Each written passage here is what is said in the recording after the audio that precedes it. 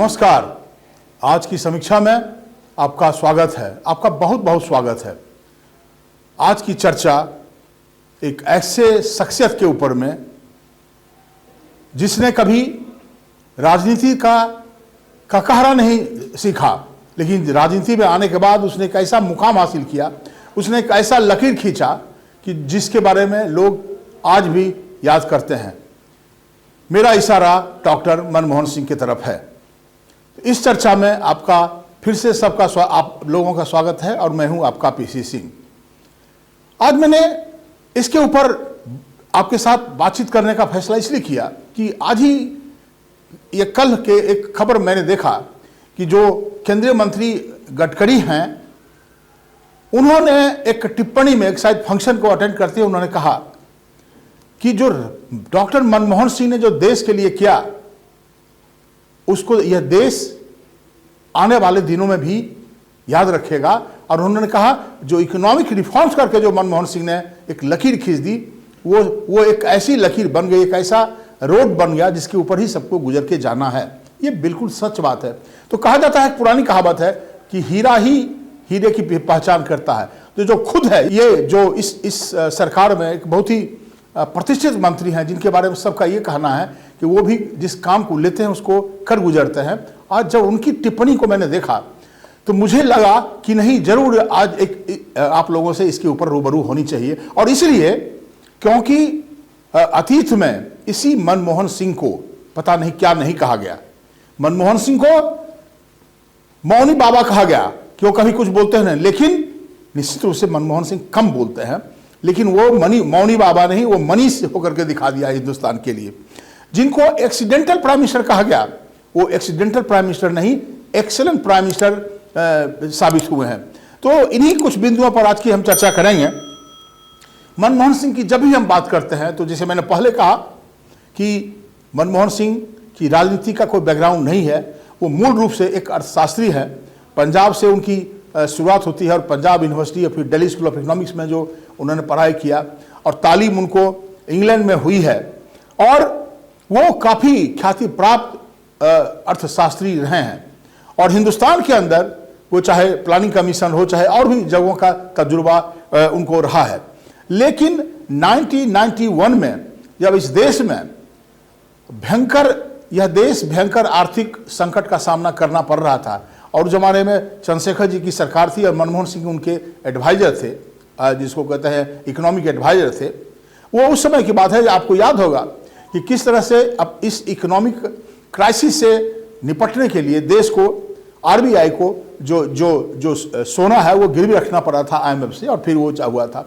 और फिर आगे में चल के अगली बार जो सरकार बनती है, नरसिम्हा राव जो प्रधानमंत्री बनते हैं, उनके साथ ये फिर उनके साथ होकर के वित्त मंत्री की भूमिका में जो उन्होंने इकोनॉमिक रिफॉर्म्स ला के देश के लिए एक एग्जाम्पल प्रस्तुत किया। और वो ऐसी स्थिति थी कि देश के सामने कोई विकल्प नहीं था। ये दोनों के दोनों कांग्रेसी हैं, नेहरू के अनुयायी लोग हैं, लेकिन इन्होंने नेहरू का जो इकोनॉमिक मॉडल है उसको ही उलट के रख दिया। इसका ये मतलब नहीं कि नेहरू के विरोध कर रहे थे।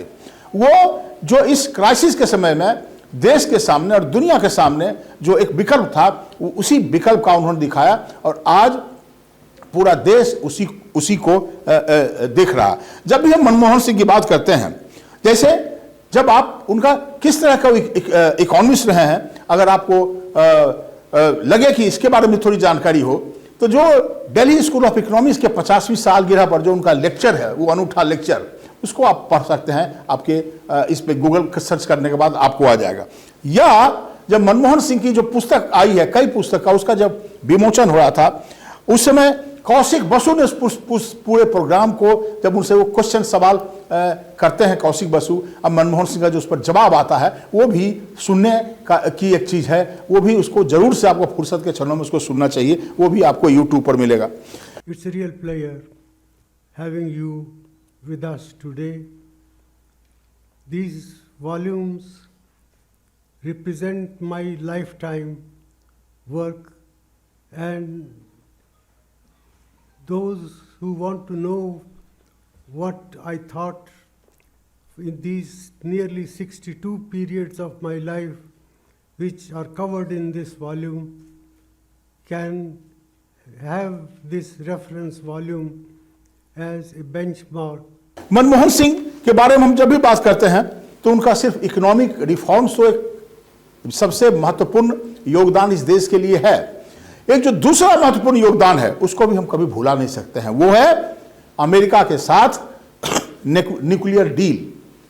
हमारा ये इसका जो बैकग्राउंड है, जब पोखरण 1 और फिर बाद में वाजपेयी जी के टाइम में पोखरण 2 हुआ, पोखरण इंदिरा गांधी प्रधानमंत्री जब थी तो उस जमाने में हुआ था, और वो जो न्यूक्लियर एक्सपेरिमेंट हुआ था इस देश के में, पोखरण 1 के नाम से जिसको जाना जाता है, जब हम न्यूक्लियर शक्ति बन गए थे पूरे दुनिया के अंदर, तो पूरे देश में जो इसके बड़े बड़े शक्तिशाली राष्ट्र थे, अमेरिका, फ्रांस, जर्मनी, इन हम लोगों के ऊपर में पाबंदी लगा था, और वो यूरेनियम का सप्लाई कहा कि इस पर बंद करो, नहीं तो ये न्यूक्लियर जो ये आविष्कार कर रहा है ये बड़ा शांति के लिए खतरा है।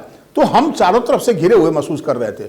और जब 1991 का इकोनॉमिक रिफॉर्म्स का जमाना है, जब सोवियत डिसइंटीग्रेशन हो जाता है, जो यूनिपोलर देश हो जाता है, पूरे दुनिया में अमेरिका का एकाधिकार हो जाता है, सोवियत यूनियन बिखर जाता है, तो हमारे सामने कोई दूसरा विकल्प नहीं था, हमारा दोस्त सोवियत यूनियन बिखर गया था।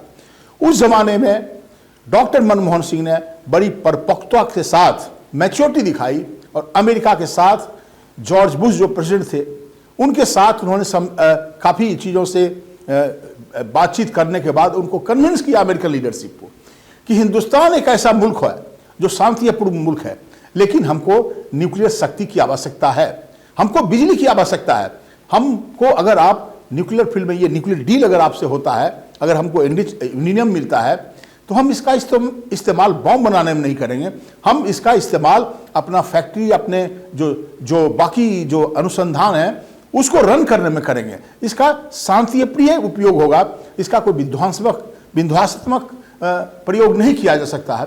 और मनमोहन सिंह की बात पर वो जब उन्होंने अमेरिकन लीडरशिप को कन्विंस किया, तो आपको जान करके तारीफ होगा कि ये इसके बाद अमेरिका में जो प्रेसिडेंट बुश के ज़माने में एक काफ़ी कठिन जो कॉन्स्टिट्यूशन में जो था उसमें अमेंडमेंट करके उस नियम में, और फिर ये न्यूक्लियर डील हुआ है अमेरिका और इंडिया के तहत, और तब से जाके हमारे ऊपर जो वो कॉन्स्टेंट था, वो जो घेराबंदी थी न्यूक्लियर की, वो हटी है, और फिर हम आगे बढ़े हैं। मनमोहन सिंह की ये बहुत बड़ी जो पहचान है जिसको हम सब जानते हैं। मनमोहन सिंह समय समय पर, मैंने जैसे पहले कहा, वो कम बोलते हैं, लेकिन जो बोलते हैं वो पत्थर का लकीर बन के साबित होता है। उदाहरण के लिए आप याद कीजिए कि जब यहां पर डिमोनेटाइजेशन के ऊपर बहस चल रही थी, तो उन्होंने वो सब देख रहे थे, और उन्होंने भी इसमें भाग लेते हुए कहा कि डिमोनेटाइजेशन से जो नोटबंदी हुई है उससे हमारे यहाँ जो ग्रोथ था उसको 2% का झटका लगा है, 1 से 2% का झटका लगा है। ये देश के लिए अच्छी बात नहीं है, हमारे इकोनॉमिक प्रोस्पेक्ट को सेटबैक लगाया है। इस पर जब भाजपा की तरफ से ये कहा गया कि ये जो डिमोनेटाइजेशन हुआ है, अभी भले ही आपको लगे कि ये झटका देने वाला है, लेकिन इन द लॉन्ग रन, मतलब आने वाले समय में ये बहुत ही अच्छा काम है, इसका जो यूज है, इसका जो फल है, इसका जो इंपैक्ट है, वो आने वाले दिनों में दिखाएगा। मनमोहन सिंह ने सिर्फ एक स्टेटमेंट देकर के लोगों को स्तब्ध कर दिया था। उन्होंने एक विख्यात अर्थशास्त्री कीन्स का वो स्टेटमेंट जब दिया था कि by then will all die, वो अंग्रेजी में जिसको कहा जाता है, उन्होंने कहा कि जिस समय की बात आप कर रहे हैं कि डिमोनेटाइजेशन का असर होगा, तब तक तो हम लोग सब खत्म हो जाएगा, देश ही खत्म हो जाएगा। तो उनका कम बात कह करके और मैसेज देना एक अनूठा तरीका है।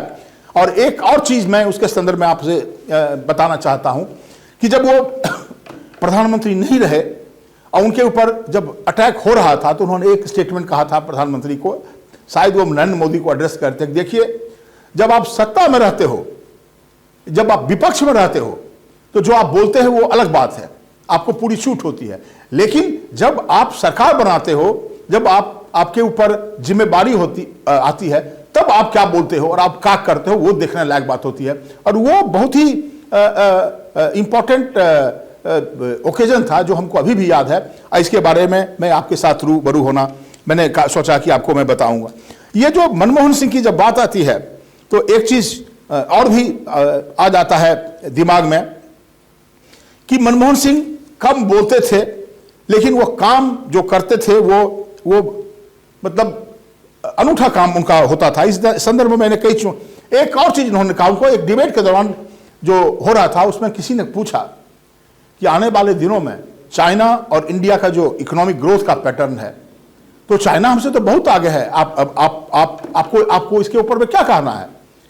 तो उन्होंने कहा कि ठीक है, चाइना हमसे आगे है, लेकिन आने वाले दिनों में जो हमारे यहाँ डेमोक्रेसी हो, चाइना का यहाँ नहीं है, तो आने वाला जो भविष्य है वो हिंदुस्तान का होगा, नहीं कि चाइना का होगा। मनमोहन सिंह की ये सारी बातें याद करने योग्य हैं। तो आज जब मैं देख रहा था जब वो गडकरी साहब का जब मैंने स्टेटमेंट देखा तो मुझे लगा कि नहीं, मनमोहन सिंह क्या है, इसको जो केंद्रीय मंत्री गडकरी हैं उन्होंने स्वीकार किया है, इसको हम लोग सब हम लोग के सामने रखा है। इससे डॉक्टर मनमोहन सिंह की याद फिर से ताज़ा हो गई। इसीलिए मैं आपके सामने इस बात को रखने का प्रयास किया। तो आज की कहानी मैं यही खत्म करता हूं, अगली बार किसी और मुद्दे पर। जय हिंद।